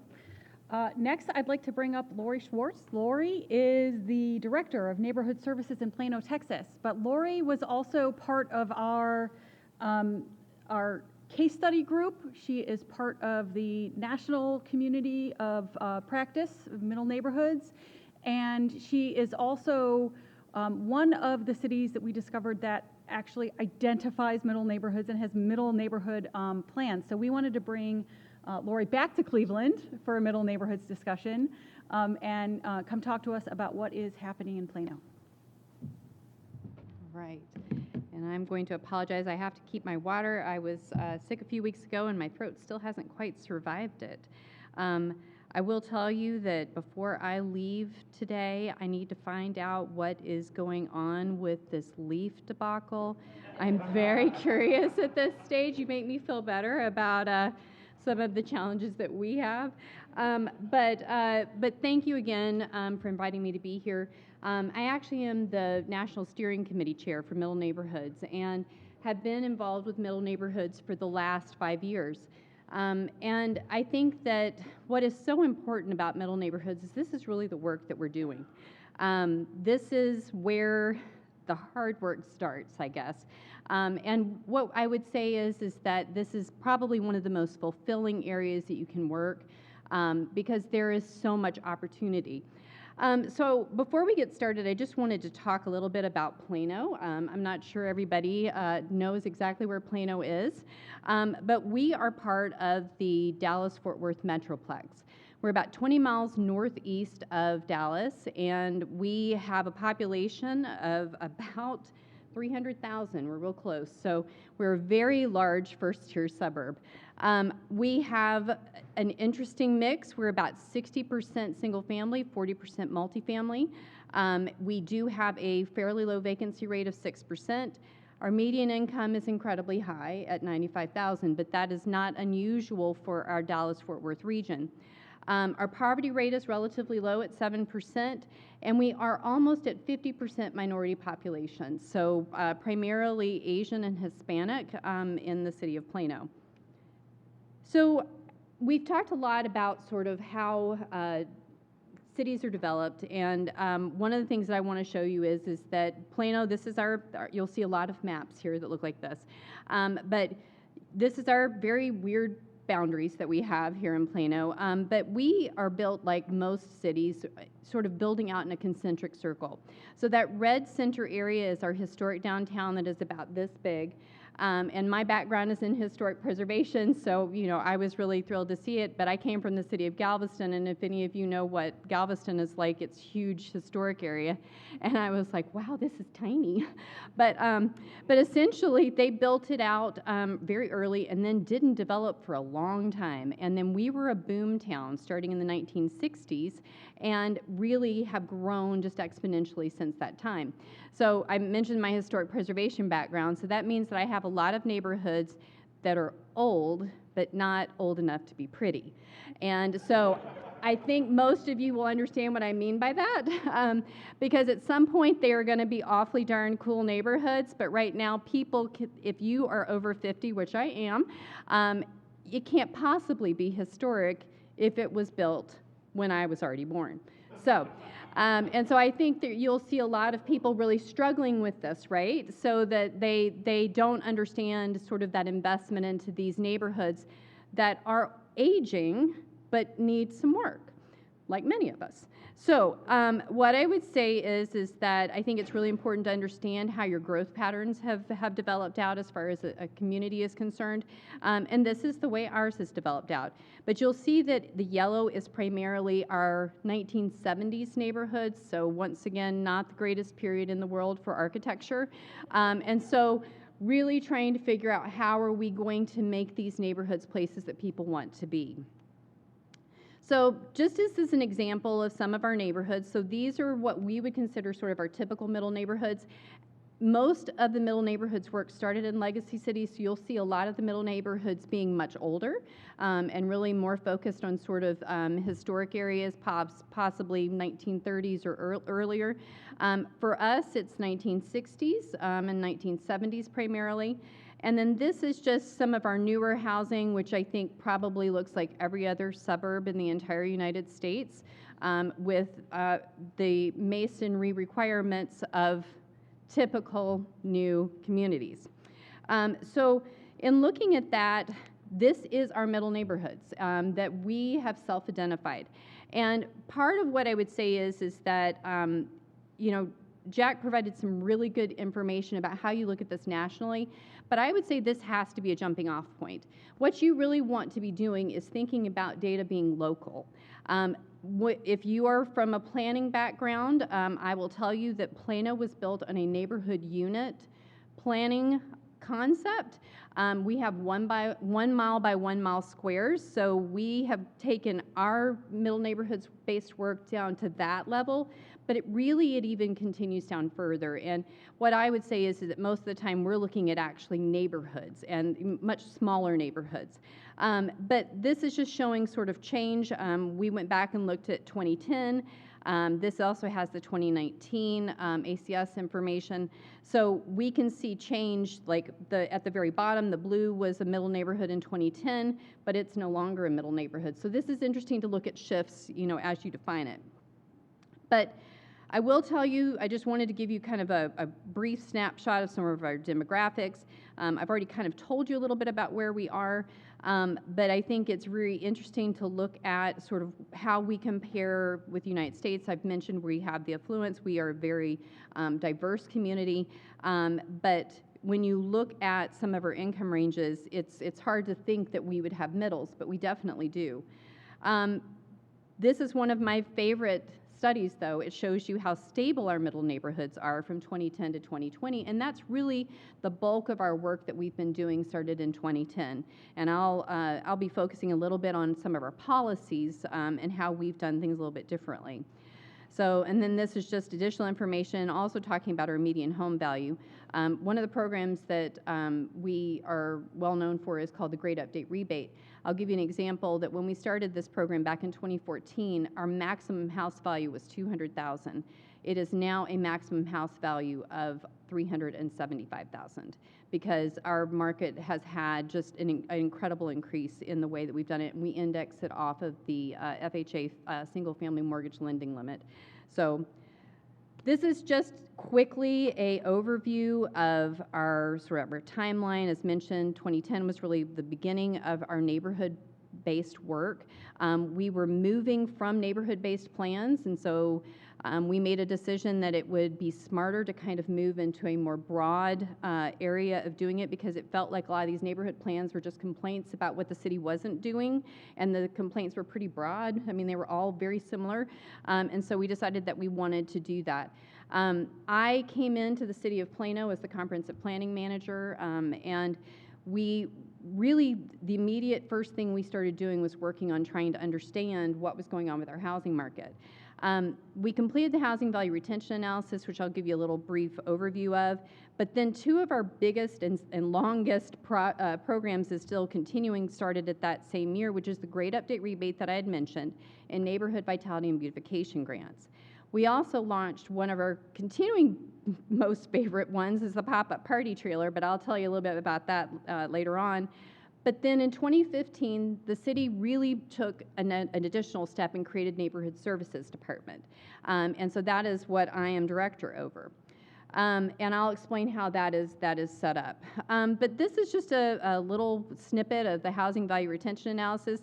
As you can see, we were already looking at typology of neighborhoods back in 2013, 2014, trying to understand sort of how are we, not only within the city, but also within the larger Dallas-Fort Worth Metroplex, understanding what kind of change we were seeing, in sales price and other things. And we had created this survey results matrix by typology. So some of this is drive-through appeal, condition of homes, retail. You cannot keep a neighborhood just for the homes. You have to think about everything in context. Are there things that are gateways into those neighborhoods that are going to keep somebody from wanting to invest in that property, which is why retail can never be left out when you start thinking about middle neighborhood-based work. So one of our early and continuing tools that we use is called the Neighborhood Enhancement Tool. This is basically a heat map. And so some of the things that we talked about, Sally mentioned this already, code enforcement's huge, and that's part of our program.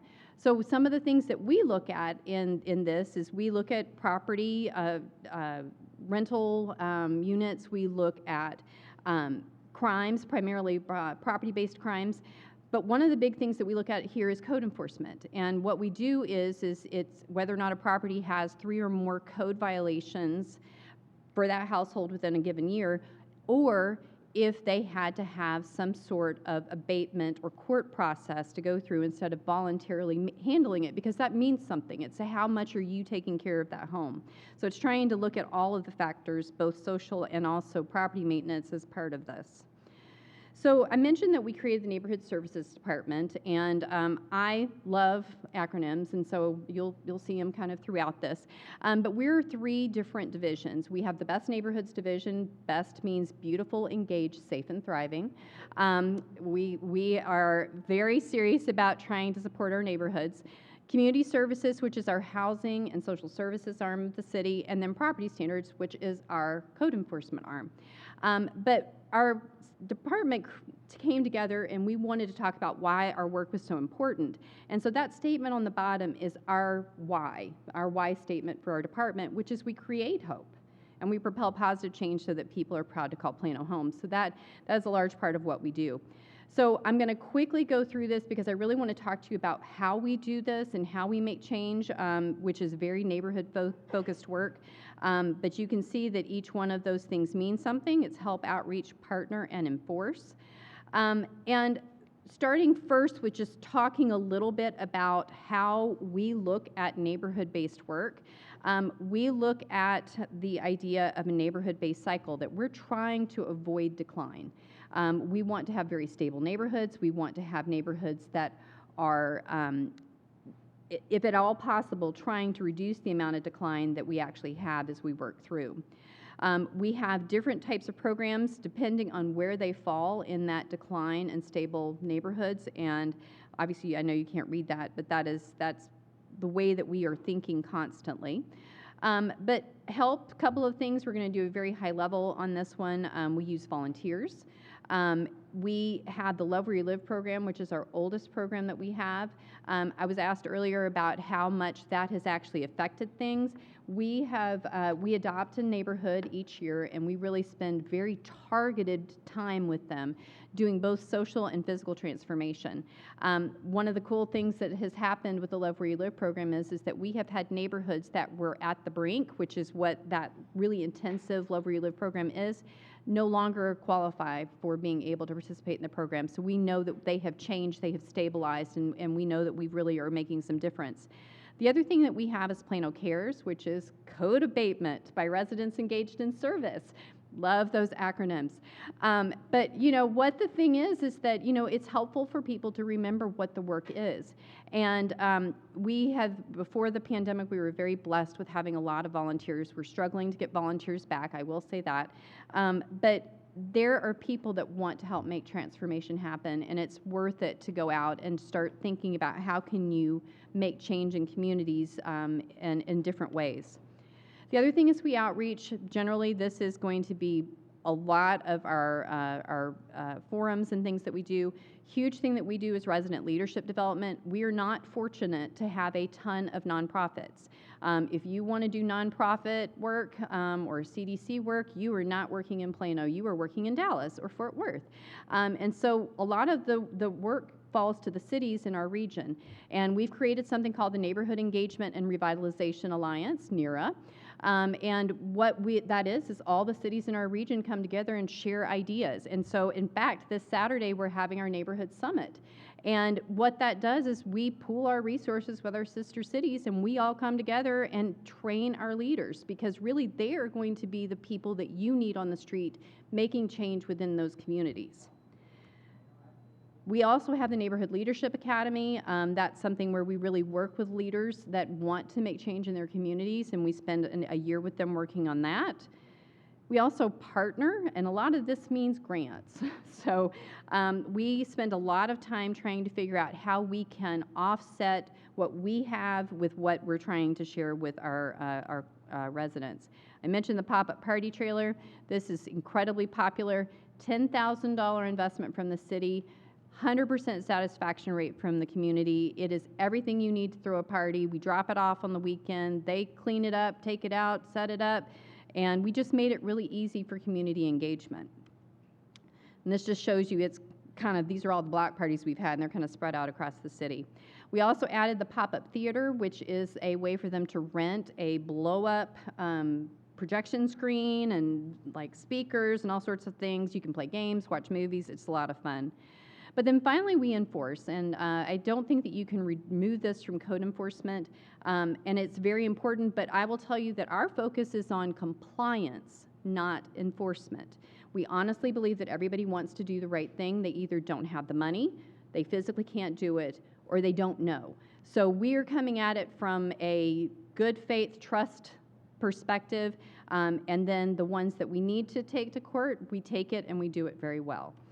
And so this is just an idea of the complaints. Everybody knows about complaints. We have made it very easy for people to complain.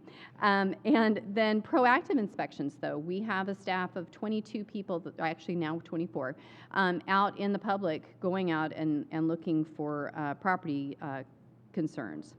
So one of the things that came up during the pandemic is that we created a tool lending program because we didn't have any volunteers during the pandemic. And so we ended up transitioning our Plano Cares trailer into a tool lending program. So we do Plano Cares once a month. The tool lending program is available the other 3 weekends. And so if somebody doesn't have the equipment that they need, they can borrow it from us. And this is just a general overview of all the neighborhood services programs that we have and just a little bit of a break how that goes across. But this is just some additional information. We've got so many more programs. I'm like Jason, I could have talked for an hour, and I'm sure I've gone over my time already. But it is exciting work. I think there's a lot of things that you can do. We are working towards doing a new housing plan right now, working towards some strategies because as I was talking to Sally earlier, you can have policies and strategies that you don't understand could have unintended consequences. And so it's good to look at them every once in a while and understand how it's affecting your community. But that is it. If anybody has any questions, here is my contact information, and I'm going to turn it back over to Molly. So I want to start off by saying that when we started talking to communities across the country about their middle neighborhoods and what was going on in middle neighborhoods, there is an overwhelming amount of programs and activities that are happening. But one of the things, so let's sort of address kind of challenges and threats first in middle neighborhoods. And one of the things that has taken me aback and was reinforced today is this fragility that you were talking about. And it's like death by 1,000 cuts, right? It's all these little things. So that's really different than when you're addressing high poverty areas, right? Big program, big problem, big things. So I want to talk about this kind of addressing it through multi-layered small programs, trees, community pop-ups, a CDC buying a house here and there. So if each of you can maybe talk a little bit more about what you see on the ground about those programs, how they work, how they're funded for other communities looking to do these kind of layered activities.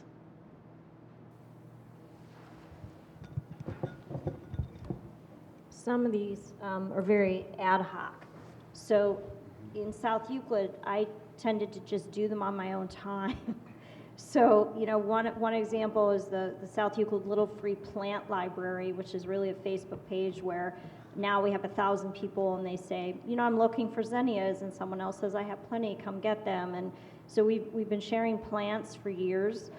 We also started a Buy Nothing group in South Euclid. You know, these are like the little free wins. And one of the things, we also got very big into community gardening and little parks. So with our NSP money, we created 10 community gardens and 4 little pocket parks. And the purpose was getting people out of their houses, getting people to know their neighbors. And I think what Lori was saying about what they've been doing in Plano, same idea with that great, awesome idea, that pop-up party. Oh my gosh, do I want to steal Borrow that? I'm going to steal all your stuff soon. But that's what it takes. And some of it is, you know, you're lucky enough to come into some financing for it. Others, you just do it yourself. And it's self-help. I don't know how you feel about that. I would agree. I think, you know, some of the things that we ended up creating, you know, very early on, we didn't have a ton of money. And so I knew I had a budget set aside for neighborhood engagement, and so we started trying to do the things that were easily attained, which was the pop-up party trailer. We stole that idea from somebody else, so I'm happy to share that one. But, you know, I think that what you have to do is you have to figure out, like, what's needed in your community. And for us, we were seeing a lot of change. We've had a lot of people move into the Dallas-Fort Worth region.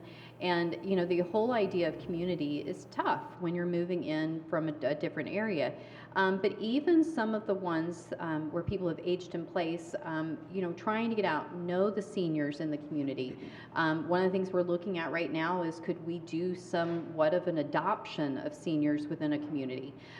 Because, you know, a lot of times what we're starting to see, like, coming from a city that did not have a ton of money, one of the things that was hardest for me was to think about having to take a older person to court because they hadn't cut their grass. And, you know, you look at all of the different abilities of people to come and meet that need. And I think that you need to start thinking creatively, think outside the box. Could somebody in that neighborhood adopt them? Could you have a Boy Scout troop adopt them? You know, you've got to just stop thinking that the only way to do it is the typical ways that you see in a community at this point. So, you know, it's all about, I think, caring for your community and making sure that you're supporting the idea of community. So I would add, so first we have the clean and green trailer that Neighborhood Progress sends out to neighborhoods, just like the landscaping one you mentioned. Yeah. So we'll steal it first. We'll steal the pop-up party. I'll plug the most important connector, because you're right, there's death by 1,000 cuts, right? And so you think about a senior in 2022, well, in 2000, they weren't a senior, and they were getting up on the ladder and taking the leaves out of the gutter and fixing things, but 20 years goes by and they're on a fixed income, and so same family, same house, same household, but no longer the same maintenance level. And so the question is, how do we, whether we can design programs is one thing, how do we get the resources to them? And that requires the trust of the resident to answer the door, to trust the person on the other side of that door, and then to work with the city or a nonprofit on a program. So in Cleveland, we're really fortunate to have place-based communities, right? Place-based organizations in our communities, CDCs. And at Neighborhood Progress, obviously, our role is to advance the work of the CDCs. And we found that whenever a program is being discussed in Cleveland, the first thought is, well, how do we get it out? And you need that last mile. You need an organization that's trusted. So especially in a middle neighborhood where you can't just come in with a whole new program and just rewrite the script, and you have to work within the actual fabric of the neighborhood, you need that trusted piece, and you need those local organizations. One of the other things that I heard today talked about in different ways, but is this idea of the sub-geographies within neighborhoods. So we looked at neighborhoods, and you talk about middle neighborhoods, but they're smaller places. It was really fascinating talking to Baltimore and the folks there saying, well, we no longer even think of them as middle neighborhoods, and it's not what we call them, and we're looking at a collection of streets. Or when we first started talking, Jason, you were saying, right, we're going to be along a 2,000-foot stretch, right, in Collinwood maybe. And I was really, I'll admit, I was really doubtful about these kind of micro targets in neighborhoods. But hearing a lot about planting a tree here or there, or a collection of things, or that one coffee shop, which I do love and have been there visiting the neighborhood. Thinking about these very targeted, small, and then continuing to hit that same place with different programs. So an arts district, and then you have festivals, and then it's storefront renovation. How do you convince council, mayors, elected officials to continue over long periods of time to target those micro places? Because you don't have enough to do stuff citywide. Right? How do you get communities on board with continuing these investments in these same small places? It's difficult. I wish we had another colleague of ours, Amber Lynch from Des Moines, Iowa, because they designed a nonprofit that focuses on middle neighborhoods across the city, and their 4 middle neighborhoods they selected are also from the 4 wards. So they only have 4, we have 17, but that politically immediately made it tenable. In Cleveland, that's obviously more difficult. I think the strongest argument I was able to make when I was at the city was the value proposition. More than 50% of people in Cleveland live in a middle neighborhood, according to our typology. And the bulk of the incomes, the bulk of the taxable incomes are coming from those places. So at the end of the day, if you're going to consider where you're going to either lose population, lose residents, lose incomes, that means you're losing tax dollars. And so I think that's one thing that if we can, in Cleveland, as we work toward a data-driven city hall and a city hall that really is trying to think strategically, the question is, at the end of the day, how much can an investment return? And while there's a social component, which is our community work, there is just a dollar component. We need more resources in Cleveland, so this is an argument you could make. But Sally, how do you deal with it? How do I deal with it?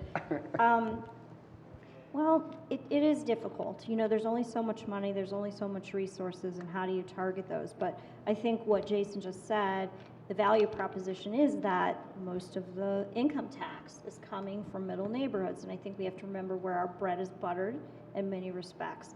But there's always going to be a pull toward the more distressed areas that do need so much capital investment. And so when the National Middle Neighborhoods Community of Practice emerged, I was really hopeful that we could drive some federal funding, we could bring in more resources that we haven't had, you know, to where what I had to do in South Euclid was very grassroots. It was very self-funded in many respects. You know, we started to push real estate sales and taking the proceeds of that to create neighborhood grant programs, to do activities in neighborhoods. And this is what our CDCs have done too. You know, they take this work on themselves. There needs to be a little bit more lift, I believe, from the federal government and the state in acknowledging the special characteristics of these places, that these are really the fabric of America. And when they're lost, they're lost. And it certainly doesn't help our region. And if Tom Byer was up here on the stage right now talking, and he is a researcher from this school who has been ringing the bell for years about you need to stop this bleed out, these people moving to exurban locations, moving to townships, or you're in peril. And I think that's where we find ourselves now. Yeah. And I would say the other thing I would want to add to that is you have to really start educating our councils that this housing's infrastructure. You know, we spend a lot of money on investing in other parts of our infrastructure, on the roads, on the alleys, the sidewalks. Housing is infrastructure. And to not invest in infrastructure is to the peril of those cities. And, you know, that I think when you understand that as a whole, that can make a lot of, that can hold a lot of weight for the council. The other thing that I would say is that I think you also have to figure out your councils or whoever your governing body is to know what their pain points are and figure out how to get the data that supports their pain points. Because the reality is that you could say something to someone and it's going to resonate completely, but if you can't figure out what that particular, and I mean, we all work in politics, I mean, essentially, you have to figure out how to sometimes look at the way that is going to make that person understand the importance of it. It could be the same thing, but you might have to just talk to that one individual differently than another. But I think that the data is key. You have to start with the data, and then you have to figure out how to tell your story. And all of it is important, regardless of who you're talking to. But you have to tell the story of the neighborhoods and why it's so important to invest in them. It's really interesting that you said about drawing national attention and federal investment in middle neighborhoods, because one of the things that we were trying to do was maybe identify middle places or middle neighborhoods across the country that didn't yet acknowledge themselves as middle. And I think we found them in reaching out for interviews, and well, we don't really have middle neighborhoods, right? Or, you know, we're not middle neighborhood kind of place.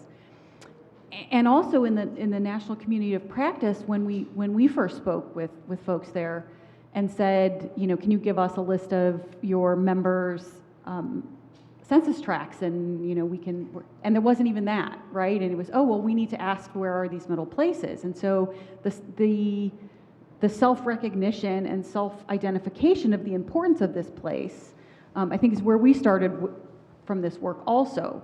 So that there are a lot of places, I think, that don't yet consider themselves middle, don't yet consider themselves maybe fragile or endangered or in need of this kind of investment, but certainly are feeling some of what's going on. And by that I mean this phenomenon of investors in neighborhoods across the country, which accelerated during the pandemic.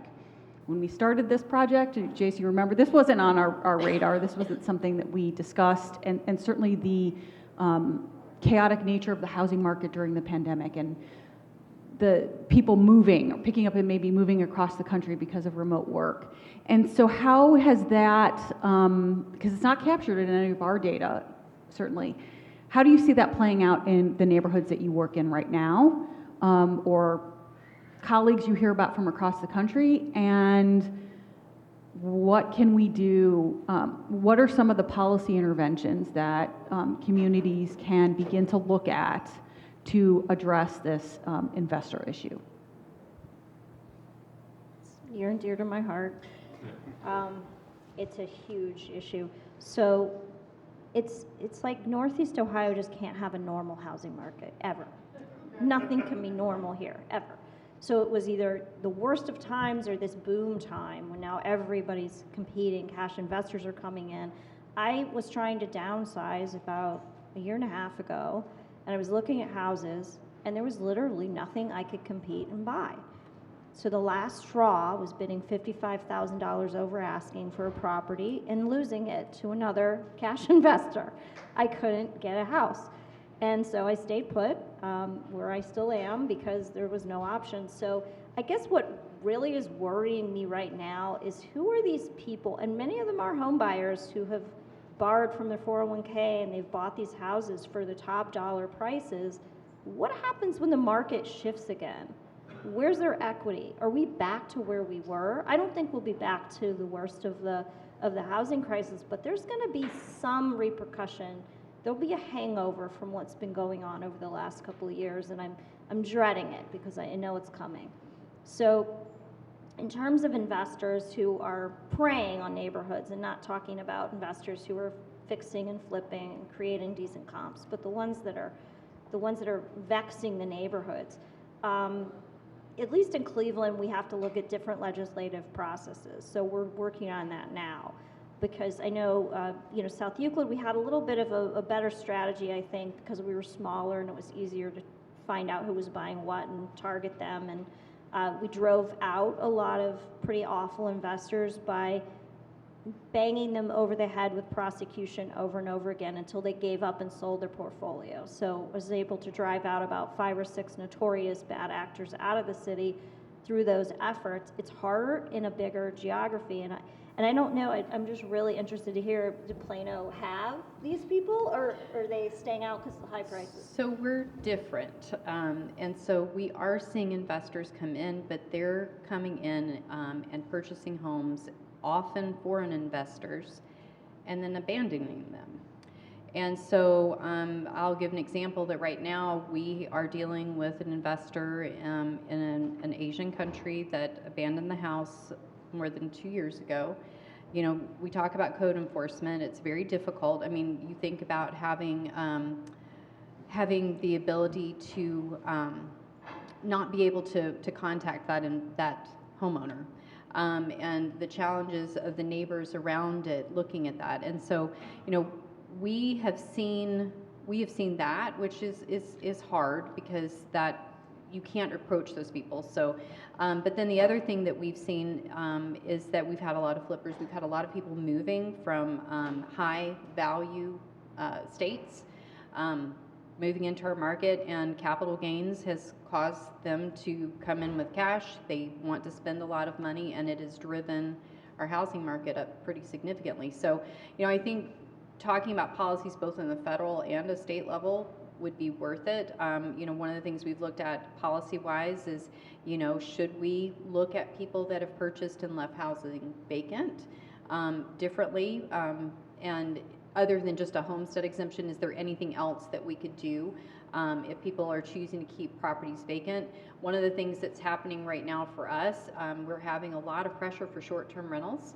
And in fact, on yesterday I spent most of my day working on that, that ordinance that we're going to be bringing forward to council next week. Because the reality is that anything that takes housing away from home buyers is a problem. Because you're just driving up housing prices, you're not allowing people into market. We've had very similar type experiences like you had, where people are having to go 55,000 and over. I just found out something that I just found absolutely mortifying in our community, which is rental properties. People are having to come in and put down signing fees in order to get into housing.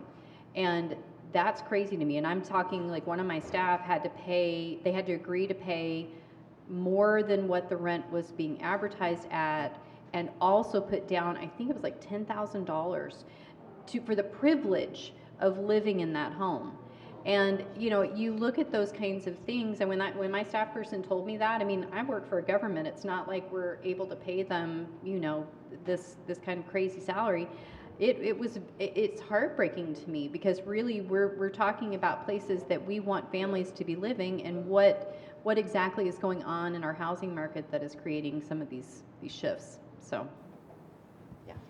You know, that's a similar story to what I heard in talking to somebody from Charlotte, who relayed stories about investors coming into their neighborhood, very stable place, before the pandemic, high owner occupancy, and their neighbors were looking to buy, and very good jobs, got a mortgage, and cannot, similar experience, cannot become a homeowner, cannot close that deal, cannot get a house in this market. So there are several dynamics to that I want us to think about. And it goes back to this idea of housing as infrastructure, which we've also talked about here for a long time.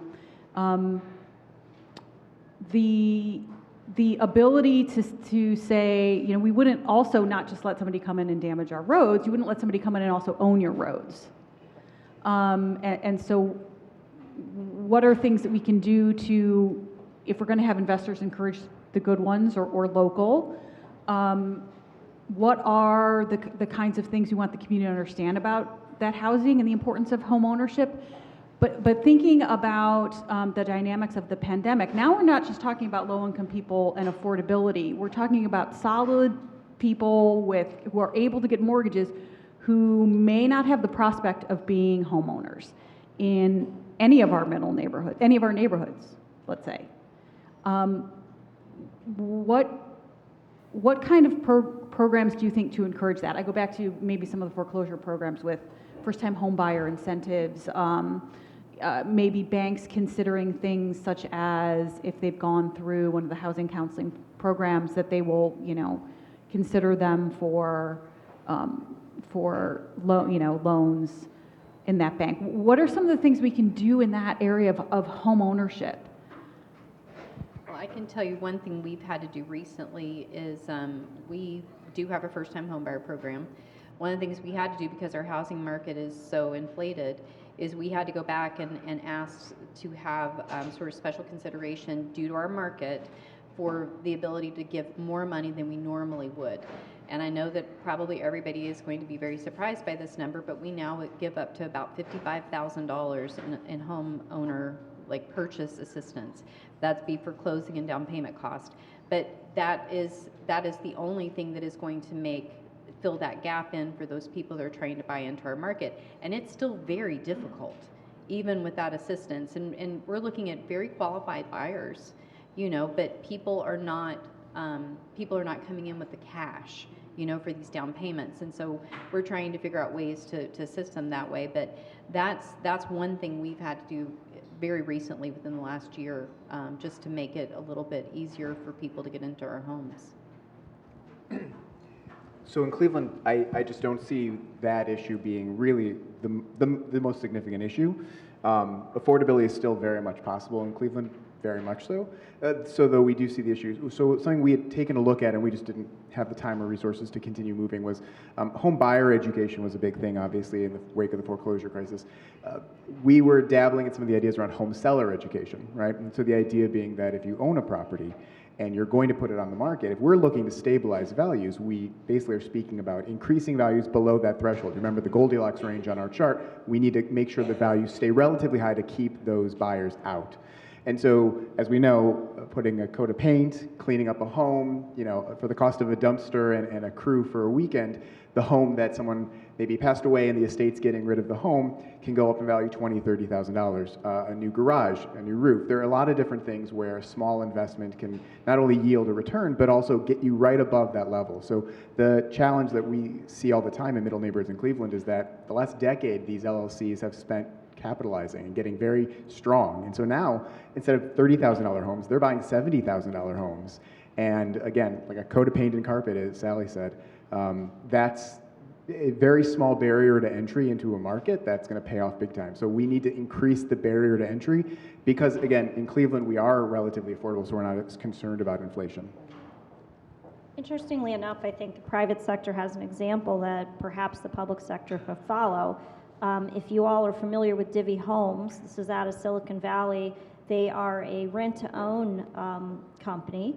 And at first, when they came on the market, I thought, oh, how horrible. Here we go again. These predators are coming and preying on us. What we found, though, in watching them is many of them were performing into home ownership. They didn't want to have the rent-to-own for more than a couple years. They wanted the person to be close to being mortgage ready. But they become the cash buyer for the person who's working with them. So if they say, I want this house in West Park, Divvy goes and pays cash for it, and then they do their Divvy payment, which is a rent-to-own payment, and then they go and get a mortgage. So my suspicion was, I wonder how many people who are mortgage ready are still using Divvy Homes to go and be their cash buyer. Well, it turns out quite a few, because I talked to Divvy about it. I said, are you seeing this trend? And they said, yes. These people were mortgage ready. They could have just bought the house, but they weren't competitive having to get a mortgage. They were using them as the cash buyer. So I think we need to take a clue from that, and maybe local banks or whatever, if someone is truly creditworthy, can come at it as a cash transaction and make them competitive. So I think we need to look at what the private market's doing and see if we can replicate it to make people who are FHA buyers a little bit more competitive. So last question, because we're at our time here, and I think I've asked all of you this before, but for our forum participants again, if you had one policy tool at your disposal to work with in middle neighborhoods, what would you want?